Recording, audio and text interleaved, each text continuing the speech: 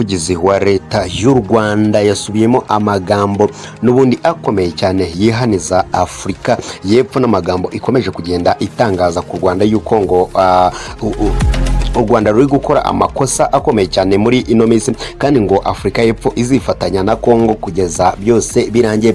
Uyu muyobozi rero yavuze yuko leta ya Afurika y'Epfo itazi ibyo ari byo. Ibyo ngibyo rero yabihereye ku magambo bwana Cyril Ramaphosa, uwo nguwo ni perezida wa Afurika y'Epfo, yanditse kuri X asobanura yuko azifatanya na Kongo, kandi FARDC ikomeje kwifatanya na FDLR, umutwe urwanya u Rwanda. Mu magambo rero yagiye atangaza niyo tugiye kugarukaho muri aya makuru, kandi turaza kugaruka no ku ngabo z'u Rwanda zungutse abandi maboko akomeye cyane, aho abasirikare basaga 500 barangije imyitozo yabo yihariye, kandi iyi myitozo ikaba ariyo kuzabafasha ku rugamba, kandi bakaba bazakora nka special force. Reka duhere rero kuri iyi nkuru tugusobanurira neza uko byari byifashe hariya Inasho, aho ngaho ni mu karere ka Kirehe. Abasirikare rero bagera kuri 531 mu ngabo z'u Rwanda barangije imyitozo bari bamazemo hafi umwaka, kuko bari bamazemo amezi 11 bari muri iyo myitozo binjira mu itsinda ry'ingabo zihariye cyangwa se Special Operation Force tuvuze mu rurimi rw'icyongereza, aho rero bahuguriwe ibintu byinshi cyane bigiye bitandukanye, bahawe imyitozo igiye itandukanye, imyitozo y'urugamba, ndetse umugaba mukuru w'ingabo z'igihugu cy'u Rwanda RDF akaba yabasabye guhora biteguye kuba batabara igihugu ahariho hose, ndetse n'igihe icyo ari cyo cyose baba basabwe kurinda ubusugire bw'igihugu bahita batabara mu bambere. Imyitozo rero bari bamazemo amezi 11 yaberaga hariya mu kigo cy'imyitozo cya gisirikare hariya Inasho, aho ngaho ni mu karere ka Kirehe mu ntara y'Uburasirazuba. Abarangije rero iyi myitozo bari barimo abofisiye bagera muri 46, naho abandi 485 bari bafite andi mapeti. Umuhango rero wo gusoza iyi myitozo yari itoroshye kandi ikomeye cyane, igamije kugira abasirikare badasanzwe mu ngabo z'u Rwanda. N'ubundi ingabo zidasanzwe muzi mwese zagiye zibigaragaza ahantu hagiye hatandukanye, benshi bazikurira ingofero, ariko nanone mu zidasanzwe hose haba harimo izidasanzwe cyane, no kuvuga ngo izi ngizi za special. Uyu muhango rero waberaga hariya Inasho waje no kugenda neza cyane, abasirikare baraperforminga, abari bari aho barasusurutswa, benshi rwose bamera neza. Umugaba mukuru rero w'ingabo z'u Rwanda, uwo nguwo nta wundi ni Generali Mubaraka Muganga, yabibukije ko ubumenyi n'imyitozo bahawe bije gukomeza gufasha ingabo z'u Rwanda kuzuza inshingano zazo, ndetse ko nabo ubwabo bizabafasha kuzuza inshingano zabo. Ibingibi Mubaraka Muganga yabigarukagaho ashaka gushimangira umumaro ndetse n'icyo ingabo z'u Rwanda zibereyeho, yuko ari ukurinda abaturage, kurinda ibintu by'abaturage, ubundi bose bakabaho batekanye kandi nta munyarwanda ushikagurika. Ibingibi rero yabyibusaga izi ngabo zari zimaze gukora graduation, cyangwa se zari zimaze kurangiza imyitozo yazo zahabwaga nka special force, kugira ngo zizakoreshe imbaraga zazo mu gukorera igihugu. Yagize ati rero mugomba kuzakoresha imbaraga n'ubumenyi mwagaragaje mu gihe cyose mumaze ahangaha cy'imyitozo kurinda ubusugire bw'igihugu cyacu. Mwitegure kuzuza ubutumwa kabuhariwe mu itsinda ry'ingabo zihariye z'u Rwanda mwahabwa igihe icyo ari cyo cyose. Muri uyu muhango kandi abasirikare bagera kuri 3 bahize abandi nk'abo twakita best performers. Abo ngabo rwose bagiye bahabwa ibihembo byihariye, harimo uwitwa Kapiteni Samu Muzayirwa ari we waje imbere ku mwanya w'imbere w'abandi mu bahize abandi mu kwitwara neza muri iyi myitozo, akaba yahembwe, kandi agakurikirwa na Lieutenant cyangwa se Lieutenant Moyize Butati Gakwandi. Uwo nguwo nawe akaba yaje ku mwanya wa kabiri mu babaye abambere muri iyi myitozo. Umwanya wa gatatu kandi hari uwitwa Nehemi Gakunde Kwibuka. Uwo nguwo rero nawe yaje ku mwanya wa gatatu, no kuvuga ngo muri benshi n'ubundi ntago hababuzemo best performers bagiye bakora ibikorwa by'indashyikirwa mu myitozo. Muri iyi myitozo rero yamaze amezi 11 abasirikare bahawe ubumenyi bukomeye cyane mu mayeri ndetse n'amacenga y'urugamba arimo kurashisha imbunda nini ndetse n'intoya u Rwanda rufite ku bwinshi, dore yuko muri no minsi mwese muri kugenda mubibona aho u Rwanda ruri kugenda rugaragaza ibintu utuntu tw'umaniyeri benshi batari biteze, ariko byose muri kugenda mubibona. Aba basirikare rero bari hariya inasho bahawe imyitozo yo gukoresha ibibunda binini cyane u Rwanda rufite ku bwinshi, ndetse rukomeza kugaragaza icyizere yuko abaturage b'u Rwanda barinze end to end hose rwose naho wamenera. Urugamba rero rwo mu mazi narwo n'indi myitozo bahawe yo kurwanira mu mazi, dore yuko u Rwanda n'ubundi ruri mu karere k'ibiyaga bigari aho dufite ikiyaga kinini cyane cya Kivu ndetse n'ibindi biyaga imbere mu gihugu. Abanyarwanda rero bahawe iyi myitozo yuko bashobora kurwanira mu mazi kandi bakabikora neza cyane kurusha benshi hano ku isi, ndetse bakabikora igihe kirekire. Urugamba rwo mu mazi rero ni rumwe mu rugamba ingabo z'u Rwanda nazo ziba ziteguriye, kandi aba basirikare bagera muri 500 na bangahe bose bafashe imyitozo yo kurwanira mu kirere, no kuvuga ngo hakoreshejwe za drone, kajugujugu ndetse n'indege, kumanukira mu mitaka n'ibindi bintu bigiye bitandukanye. Aba basirikare rero nk'uko ubyumva bahawe imyitozo yose ya gisirikare, ntabwo ari abasirikare basanzwe ahubwo ni babandi twise special force operation.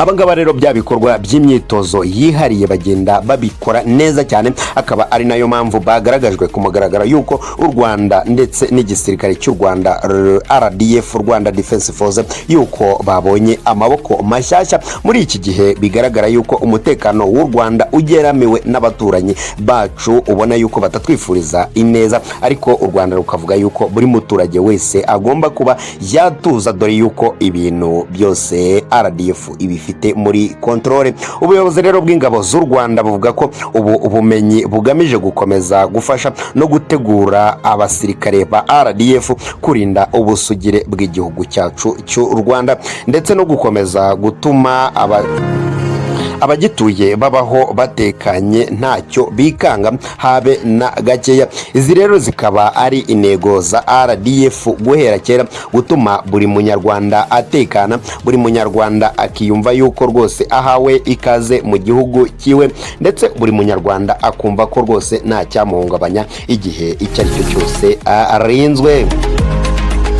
Muri aya makuru kandi twakubwire yuko turi buze kugaruka ku magambo bwana Yolande Macron yagarutse ku magambo ya Perezida bwana Cyril Ramaphosa, uwo ni Perezida wa Afrika y'Epfo, agaruka ku Rwanda. Umuvugizi wa guverinoma y'u Rwanda Yolande Macron aganira na radio rero ya na radio 702 yo muri Afrika y'Epfo, nagari radio yo mu Rwanda, ahubwo ni nyirizina nabo yaganiraga nabo, kuko nimwe muri radio zikomeye cyane zivugira hariya muri Afrika y'Epfo. Yagaragaje ko rero ubutumwa bwa Perezida Ramaphosa yashyize kuri X butari bukwiye habe na gakeya, ndetse bijyanye n'ibihe ubu ngubu uko akarere gahagaze, ubutumwa butari bujyanye n'igihe, ndetse kandi ko u Rwanda rutazigera rwemera ubwirasi ndetse no kwishyira hejuru n'abishyira hejuru bose, bitari ngombwa ku bibazo biriho ubu ngubu hagati y'u Rwanda ndetse na Repubulika Iharanira Demokarasi ya Kongo. Yolande Macron rero yavuze ibi ngibi nyuma y'uko Perezida Ramaphosa yanditse ku rubuga rwe rwa X ubutumwa bwatangaga ihumure ku miryango y'ababuze ababo bari abasirikare b'igihugu cye, anagerageza gusobanura mu buryo bwe uko ibintu abyumva biri kubera hano mu burasirazuba bwa Repubulika Iharanira Demokarasi ya Kongo. Turi kugusobanurira rero nk'umuntu usanzwe ukurikira amakuru, ariko nawe wabyumva. Murabizi neza yuko Afrika y'Epfo nayo iba muri SADC, ndetse muri SADC habamo n'igihugu cya Repubulika Iharanira Demokarasi ya Kongo. SADC rero yagize gutya ikora ubutumwa bwo kohereza ingabo hariya muri Repubulika Iharanira Demokarasi ya Kongo kurinda amahoro, ariko benshi mu basesenguzi ndetse n'abantu bagiye batandukanye bavuga yuko itaje kuba yarinda amahoro, ahubwo yaje kuba yarwana na Repubulika Iharanira Demokarasi ya Kongo bafatanyije n'indi mitwe mu kurwanya M23. ibingibi rero biri kuba mu gihe FDLR nayo ikorana na leta ya Kongo, ubwo bigahita bisobanura yuko izi ngabo za SADC zaje muri Repubulika Iharanira Demokarasi ya Kongo nazo ziri gukorana na FDLR. Uyu nguyu ni umutwe n'umwanzi w'u Rwanda ushaka gutera u Rwanda igihe icyo ari cyo cyose. Ibingibi rero bikaba ari nabyo bituma u Rwanda rutakihangana habe na gakeya, ntago rwagoheka, ntago rwaryama, bitewe nuko uyu mutwe uhora ushaka kurasa mu Rwanda igihe icyo ari cyo cyose. Yorandi makuru rero yavuze ko mbere na mbere inyandiko z'ubutumwa bw'ingabo za Sami DRC zigaragaza ko zagiye muri Kongo zitajyanywe no kubungabunga amahoro, ahubwo zoherejwe kurwana ku ruhande rwa leta y'iki gihugu, no kuvuga leta ya Kongo. Makuru rero yavuze ko imbaraga u Rwanda rwashyize mu kubaka igihugu, guhuza no kunga ubumwe bw'abanyarwanda bibangamiwe cyane n'abasize bakoze jenoside yakorewe abatutsi mu mwaka w'1994 bashyigikiwe na leta ya Repubulika Iharanira Demokarasi ya Kongo n'abafatanyabikorwa bayo barimo nk'aba ba SADC, ingabo z'u Burundi ndetse n'abacanshuro bagiye batandukanye, nk'uko wagiye ubabona banyuzwa mu Rwanda berekeza mu bihugu byabo. Yagaragaje ko kandi ko mu gihe u Rwanda ruzaba rugeramiwe ruzirwana uko bishoboka kose, ndetse ko rwashyizeho uburyo bukomeye cyane bw'ubwirinzi kandi butazakurwaho igihe icyo ari cyo cyose abacanshuro ndetse n'abandi barimo nka FDLR bagishaka gutera u Rwanda bidegembya inyuma gatoya y'umupaka w'u Rwanda aho uri kubabona.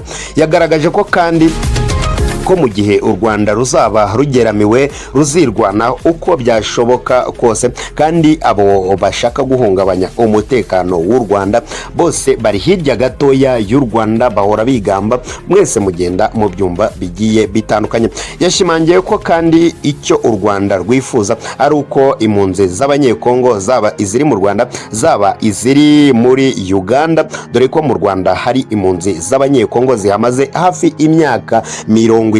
Nabibaze kugira ngo umuntu aba ari impunzi amare imyaka 30 ahandi, kandi ngo izo mpunzi zigomba gutaha zigasubira mu gihugu cyazo kandi zikabaho mu mahoro ndetse n'umutekano usesuye, nk'uko buri umwe utuye ku isi agomba kubaho neza.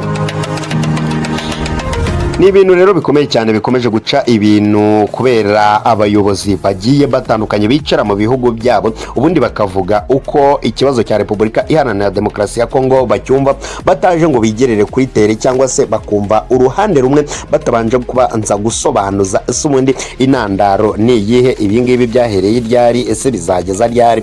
Ibingibi rero ni ibintu bikomeye cyane, aho abayobozi bakomeza kugenda bumvikana baterana amagambo bashinjana ngo uwakoze iki wakoze iki, nyamara ubundi ikigamije ni ukwicara hamwe ubundi bose bakiga ku bibazo biriho, ubundi ibibazo byose bikaba byakemuka mu mahoro ndetse no mu biganiro, ubundi isi n'akarere kose bigakomeza kugenda abitekana.